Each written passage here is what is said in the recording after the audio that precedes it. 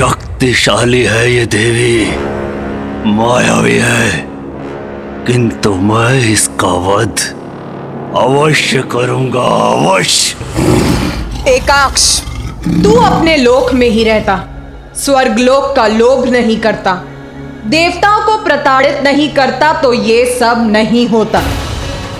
अभी भी समय है, जा अपने लोक लौट जा। तेरे लोक में कोई कमी नहीं है। पृथ्वी लोक के ऋषि और मुनियों के समान, देवलोक के देवताओं के समान, असुरों में भी अपना लोक संभालने का सामर्थ्य है। तेरे पूर्वज दारुक ने भी एक बहुत बड़ा अपराध किया था, किंतु उसकी पत्नी दारुका के कारण उसे एक नवीन जीवन प्राप्त हुआ। यह है एक स्त्री की शक्ति। इसीलिए अब स्त्रियों पर अत्याचार मत कर। जा अपने लोक लौट जा और वहां जाकर अपने मस्तिष्क, अपने जीवन को तपस्या से सींच।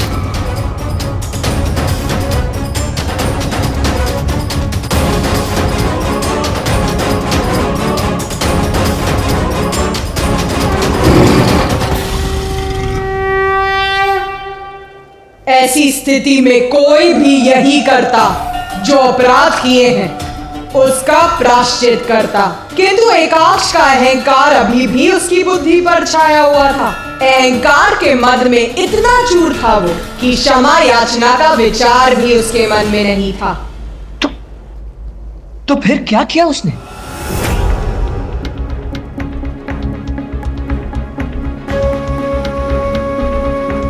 एकाक्ष ने अपनी असुर सेना का आवाहन किया।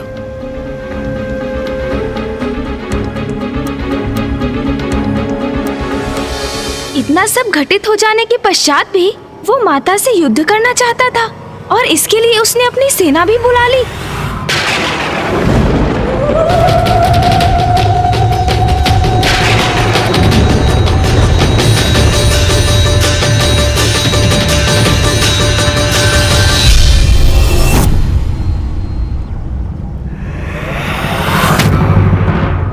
बहुत बहुत धन्यवाद इस मार्गदर्शन के लिए देवी।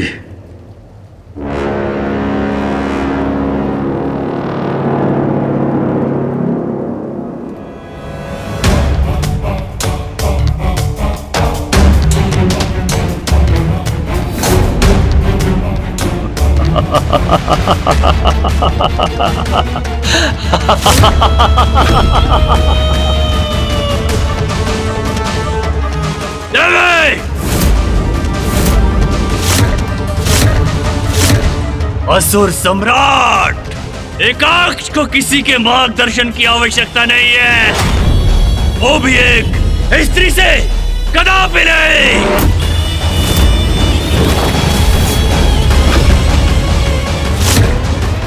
माता ने जो इसे अवसर दिया है उसे भी गंवा रहा है ये दुष्ट। मार्गदर्शन तो अब मैं कराऊंगा तुम्हें, मैं।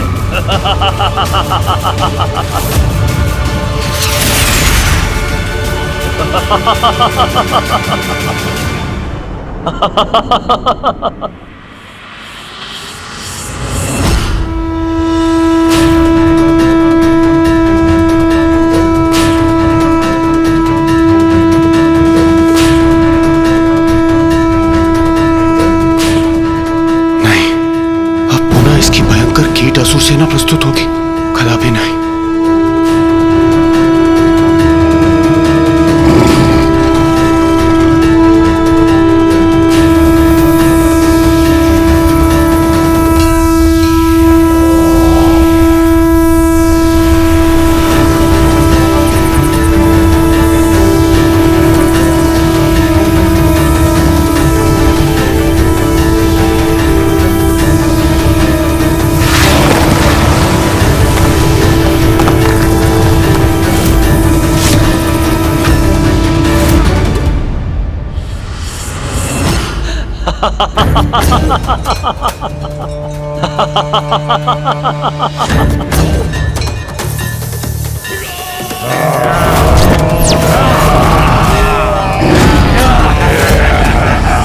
क्या हुआ देव? मेरे इन कीट असुरों को देखकर स्तब्ध रह गई ना? क्या सोचा था तुमने देवी कि मैं असुर सम्राट एकाक्ष मात्र 2 असुरों के साथ तुम्हारे समक्ष आया हूं?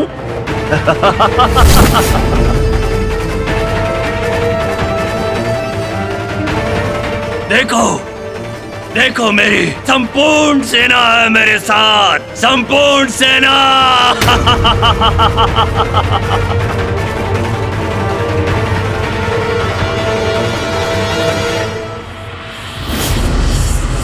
अब क्या करोगे तुम देवी? मेरी ये असुर सेना मेरे एक संकेत पर तुम्हारा और तुम्हारे सींग का भक्षण करेगी, भक्षण।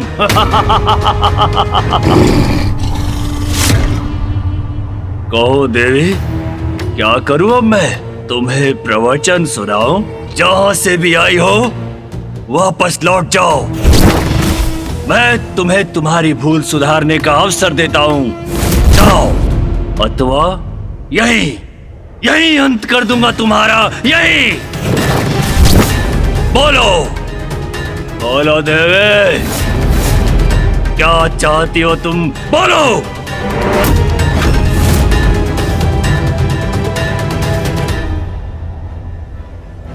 एकाक्ष ने अपनी कीट असुरों की सेना को बुला लिया। एकाक्ष ने अपनी सेना बुलाई तो मैंने अपनी 64 योगिनियों को प्रस्तुत किया। माता की सेना?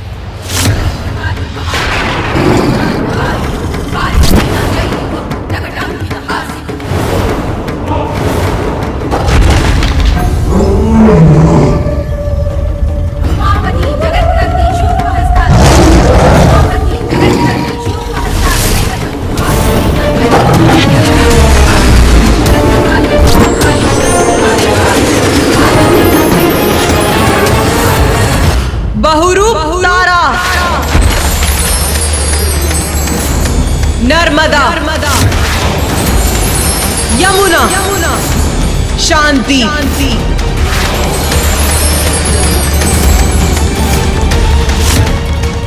ये तो अपने भीतर से अन्य देवियों को उत्पन्न कर रही है। शीघ्र अंत करना होगा इस देवी का। वाराही, काल रात्रि,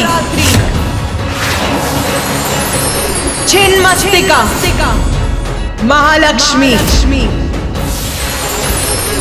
क्षेमंकरी, वानरमुखी, यक्षिणी, कामिनी, विंध्यवासिनी,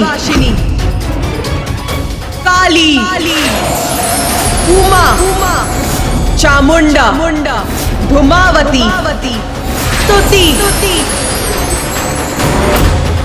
अदिति, नारायणी, वायुवीणा, पूर्ति,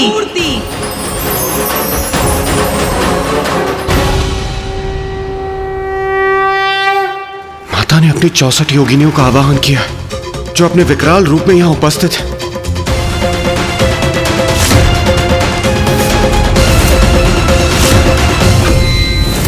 ये एक देवी अनेकों देवी बन गई। कोई बात नहीं, मैं इन सब का वध करूंगा, सबका। अरे रुक क्यों गई देवी? तुमने मात्र 64 स्त्रियां उत्पन्न की है। ये सामना करेंगी मेरी सहस्रों शक्तिशाली असुर सेना का। तेरी सेना? क्या है तेरी सेना? यदि मेरी समस्त योगिनियां संहार करें तो एक पल में समस्त सृष्टि को मिटा सकती है। देखना चाहता है तू इनकी संहारक शक्ति? बस, बहुत हो गया। अब इस क्रीड़ा का अंत करने का समय आ गया है। अंत। मेरे असुरों, देखो, जो कहा था वही किया मैंने। तुम्हें स्वर्ग लोक में उत्तम जीवन का वचन दिया था मैंने, वो प्रस्तुत है तुम्हारे समक्ष।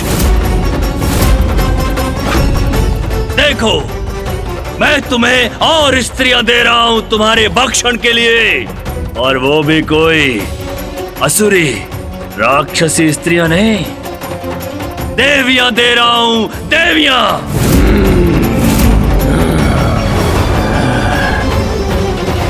आरंभ करो, अपना भोज आरंभ करो।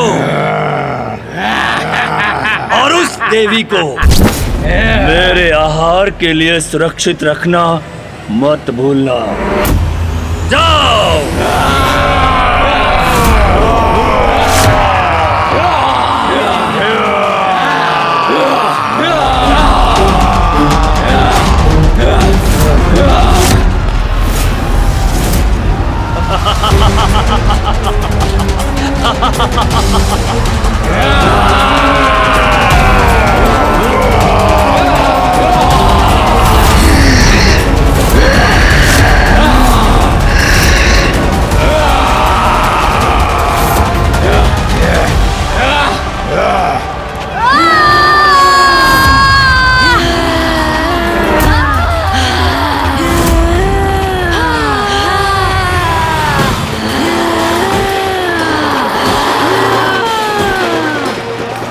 ये देवियां इतनी विशालकाय कैसे हो गई?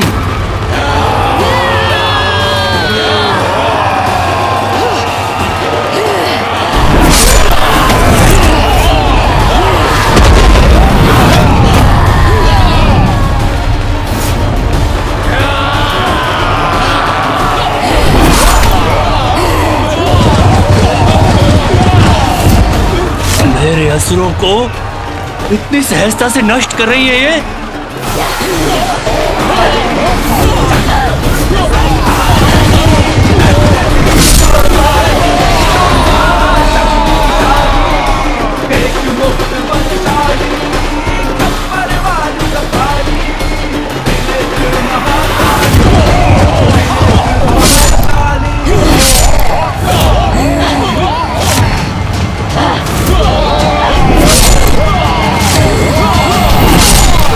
ये क्या हो रहा है? मेरे असुरों का ऐसा विनाश, वो भी इन देवियों के हाथों? ये संभव नहीं है, संभव नहीं है ये।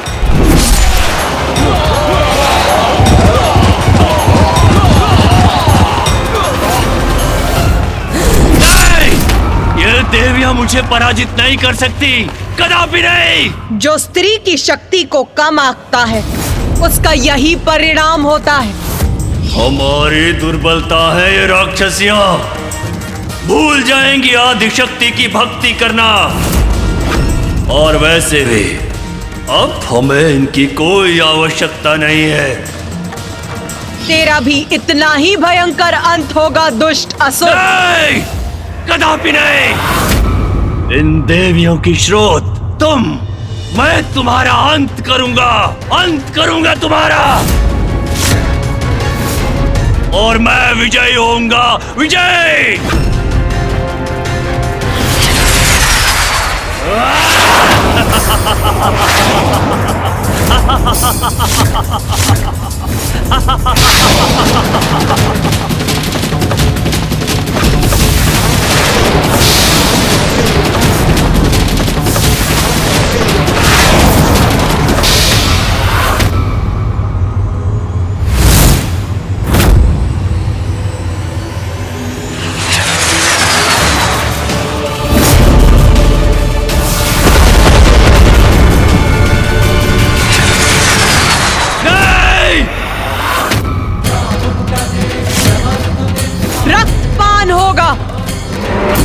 पापियों का रक्त ही मेरी और मेरी योगिनियों का आहार बनेगा। रक्तपान।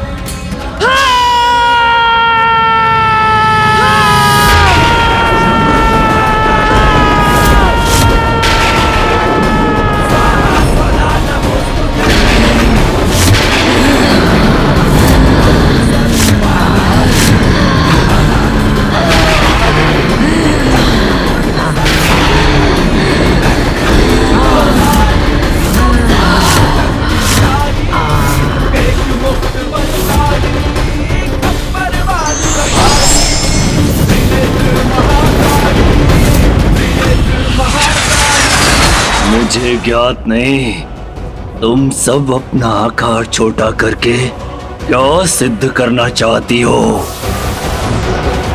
तुम सभी को अपने पांव के नीचे कुचलने में बहुत आनंद आएगा मुझे।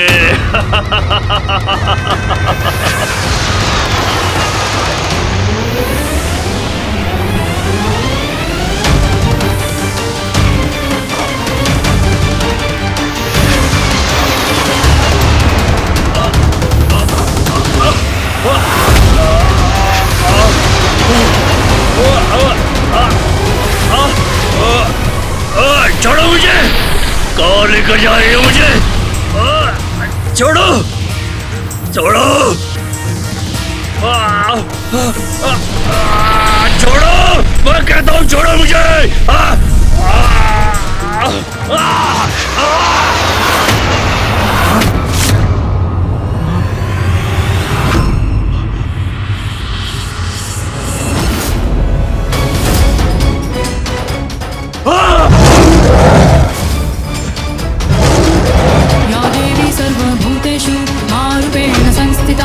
देख अपने चारों ओर, इस संहार का कारण तू है। तू अपने लोक में तूने अपनी स्त्रियों का संहार किया था ना? तेरे असुरों ने उन्हें अपना आहार बनाया था। अपने असुरों को पथ भ्रष्ट करने के लिए प्रेरित किया था तूने। ये जो रक्त बहा है वो तेरे कारण हुआ है एकाक्ष। तेरे कारण दूसरों के कष्ट का कारण बनकर तू सुरक्षित कैसे बच सकता है? नहीं, कदापि नहीं। तूने जो किया वो अक्षम्य है।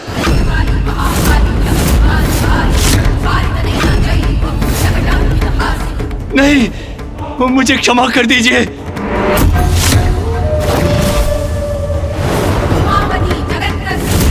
नहीं, नहीं, नहीं, नहीं, नहीं, नहीं, नहीं, नहीं, नहीं, नहीं।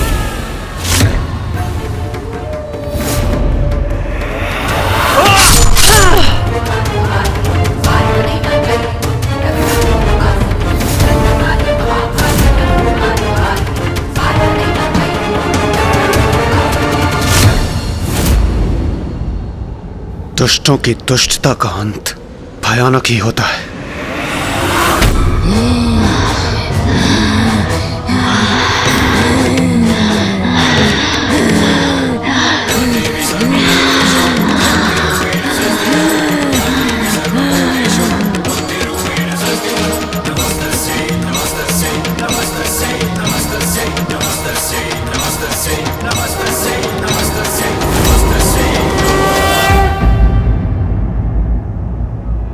माता, आपने एकाक्ष का वध किया। आपकी 64 योगिनियों ने उस पापी की सेना का अंत किया। तो माता, क्या यही आपका छिन्नमस्ता स्वरूप था? प्रथम पूज्य गणेश जी, हम देवताओं ने भी ऐसा भयानक युद्ध और ऐसा संहार कभी नहीं देखा था। किंतु उसके बाद जो हुआ। क्या हुआ देवराजन? क्या हुआ था उसके बाद? अभी मेरे छिन्नमस्ता स्वरूप ने पूर्णता कहाँ प्राप्त की थी? पूर्णता अर्थात माता? रक्त की पिपासा बहुत भयंकर होती, वो कभी नहीं मिटती है। असुरों का रक्त पान करने के बाद भी मेरी योगिनियों की पिपासा अभी शांत नहीं हुई थी। वो तो और बढ़ती जा रही थी। वो मुझसे और रक्त मांग रही थी।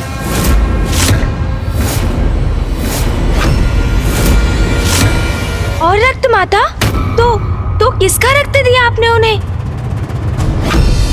रक्त दीजिए माता, रक्त दीजिए माता, रक्त दीजिए माता, रक्त दीजिए माता, रक्त दीजिए, कृपया रक्त दीजिए माता, हमें दीजिए, हमें और रक्त चाहिए माता, हमारी रक्त पिपासा बुझी नहीं है, हमें और रक्त चाहिए, रक्त दीजिए माता, हमें रक्त दीजिए, कृपया कीजिए माता। रक्त चाहती है और रक्त चाहती है योगिनी। जो उन्हें प्राप्त नहीं हुआ तो वो सर्वत्र संहार करेंगे। हम भूखे हैं किंतु माता। अब असुर शेष नहीं रहे। हम तुम किसके किसके रक्त रक्त का पान करें हम? किंतु अब असुर शेष नहीं हमें रहे। रक्त चाहिए किसके माता। रक्त का पान करें? भूखी है हम भूखी है माता, भूखी है हम। मिटाइए माता। हमारी भूख मिटाइए माता। समस्त संसार को मैं भोजन प्रदान करती हूँ, फिर तुम सभी को भूखा मैं कैसे छोड़ सकती हूँ मेरी योगिनियों? भूखी है हम। माता हूँ मैं तुम सभी की, तुम सभी की भूख मिटाने के लिए, तुम सभी के आहार के लिए मैं तुम सभी को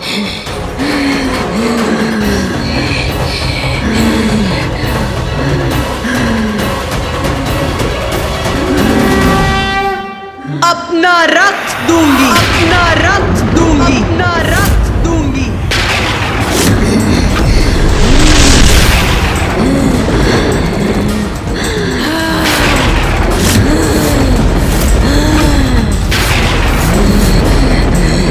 अपना रक्त देंगी माता।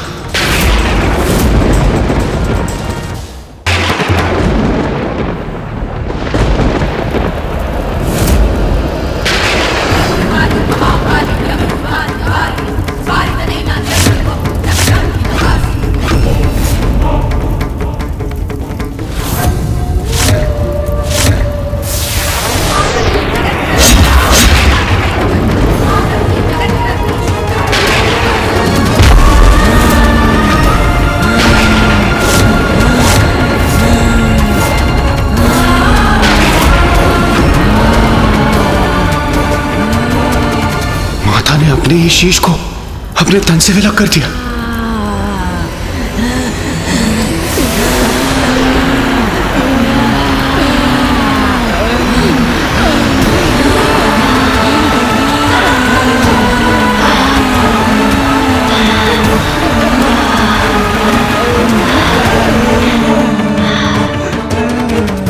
कितनी अद्भुत है माता की लीला। अपनी योगिनियों की तृष्णा को शांत करने के लिए वो स्वयं अपना ही रक्त बहा रही है। जय मां छिन्नमस्ता।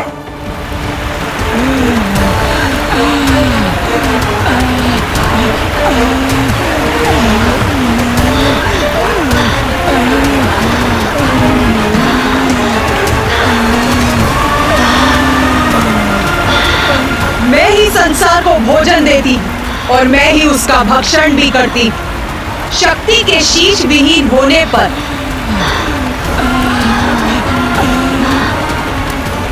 महादेव भी अपने शीश रहित कबंध रूप में प्रकट होते और देवी छिन्नमस्ता के साथ कबंध रूप में रहते। आप महान है माता, दया की सागर है आप।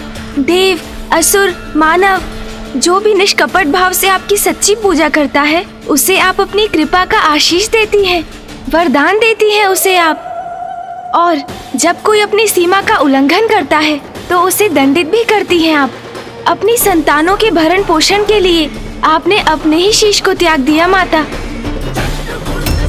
माँ, सृष्टि की रचयिता है आप, सब कुछ आपसे ही जन्मा है। आप ही सबकी पालनहार हैं। सृष्टि के संतुलन को स्थापित रखकर उसकी रक्षा भी आप ही करती हैं माता। त्रिनेत्र महाकाली।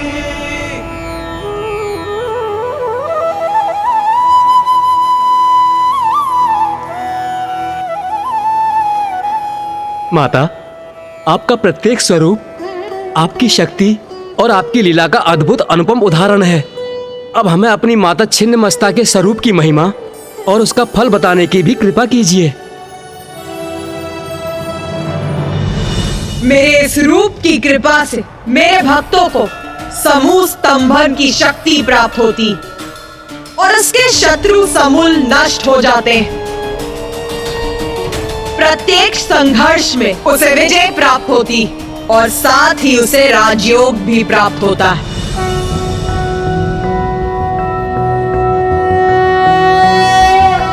नाभौ शुद्ध सरोज वक्त्र विलसत् पान्धुक पुष्पारुणम् भास्वद भास्कर मंडलम् तदुदरे तद्योनि चक्रं महत् तन्मध्ये विपरीत मैथुन रत प्रद्युम्न सत्कामिनी पृष्ठस्थान तरुणार्ककोटि विलसत्तेजः स्वरूपां भजे।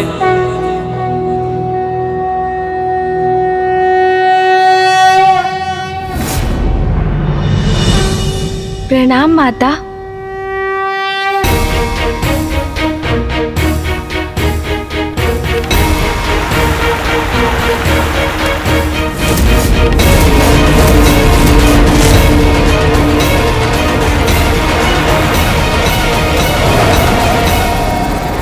मुझे अनुमति है ना माता कि मैं अपना प्रश्न आपसे पूछ सकूं? पूछो अपना प्रश्न। माता, आपके द्वारा त्रिदेवों को प्रकट करने की जो प्रक्रिया आरंभ हुई, उसमें आपने जल, पृथ्वी, सूर्य और 14 भुवनों का सृजन किया।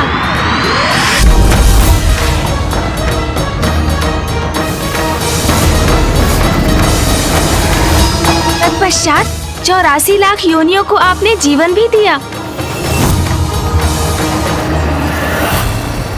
और तब प्रजनन के माध्यम से जीवों को संतान भी होने लगे। इसके उपरांत आपके द्वारा सृष्टि की रचना का कार्य पूर्ण हो गया होगा ना माता? कार्य पूर्ण हो गया? बताओ मुझे गणेश, क्या है जीवन का चक्र? कैसे पूर्ण होता है वो? माता, सर्वप्रथम जन्म, फिर जीवन और फिर मृत्यु, यही जीवन का चक्र है।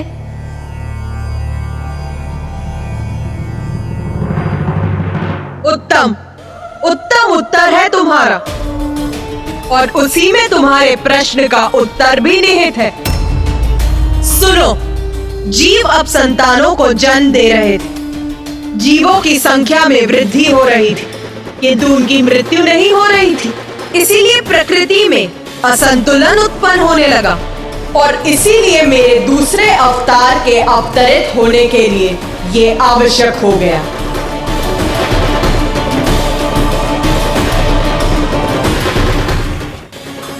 किंतु माता, प्रकृति के संतुलन के लिए जीवों की मृत्यु का होना भी तो आवश्यक था।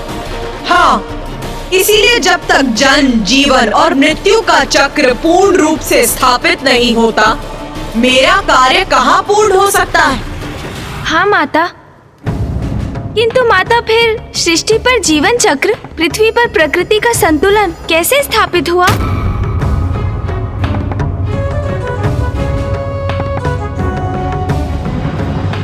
यही प्रश्न देवताओं के मन में भी उत्पन्न हुआ था। इसी का उत्तर पाने वो ब्रह्मदेव के पास गए, और फिर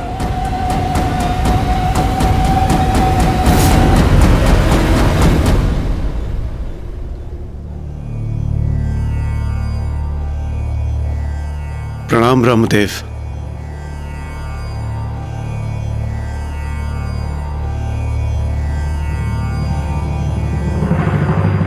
ब्रह्मदेव, पृथ्वी पर यदि इसी प्रकार जीवों का जन्म होता रहा तो उनके अंत की कोई व्यवस्था ही नहीं होगी। वहां जीवन के सभी साधन जैसे भोजन, जल, वायु सभी अपर्याप्त हो जाएंगे। सृष्टि का संतुलन बिगड़ जाएगा प्रभु। और प्रभु, यदि ऐसा हुआ तो घोर अनिष्ट होगा। कृपया करके आप ही कोई समाधान सुझाकर इस समस्या का निदान कीजिए प्रभु। देवगण, आपकी चिंता सर्वथा उचित है, किंतु इस संसार में जो कुछ भी होता है उसके पीछे कोई बड़ा कारण अवश्य होता है।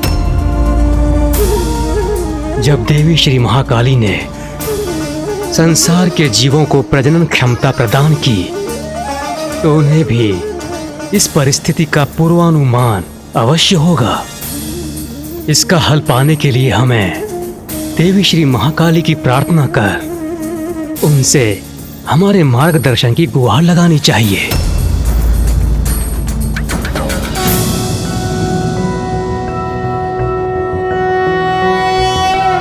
ओम खड्गम चक्र गदेषु चाप परिघात्रशूलं भुशुंडिं शिरः शंखं संदधतिं करे स्त्रीनयनां सर्वांगभूषावृतां नीलाश्वधुतिमास्य पाददशकां सेवे महाकालिकां यामस्तो व्यस्वपिते हरो कमलजो हन्तुं मधुं कैटभम् ॐ जयन्ती मङ्गलकाली भद्रकाली कपालिनी दुर्गा क्षमा शिवा धात्री स्वाहा स्वधा नमोऽस्तुते।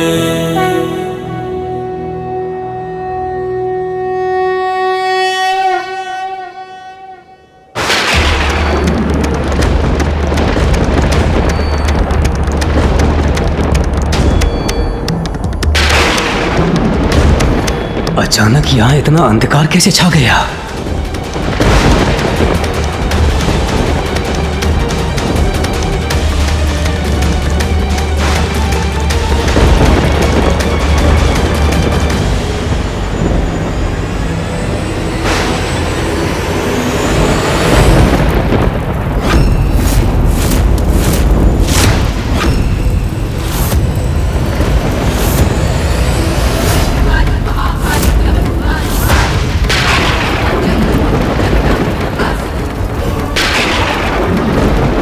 प्रणाम देवी भैरवी। प्रणाम देवी। मृत्यु मृत्यु मृत्यु मृत्यु मृत्यु मृत्यु है आपकी समस्या का समाधान। मृत्यु है आपकी समस्या का समाधान। मृत्यु है आपकी समस्या का समाधान। मृत्यु है आपकी समस्या का समाधान। जीवन और मृत्यु का चक्र प्रकृति के संतुलन के लिए आवश्यक है, इसलिए ईश्वर ने ये विधान बनाया है।